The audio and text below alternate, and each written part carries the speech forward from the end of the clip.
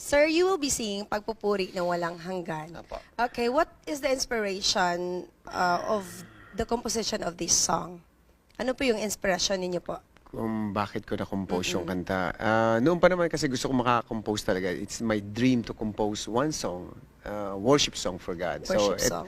Na makakanta namin ng pamilya, magagamit namin sa Bible study. And ayun, all glory to God. I was able to compose this and sinali ko to sa Song of Praise. It's a competition of composers. And Nag-champion siya? nanalo siya. And then nanalo siya ng weekly, nanalo siya ng monthly, napasama siya sa grand finals. Oh, wow.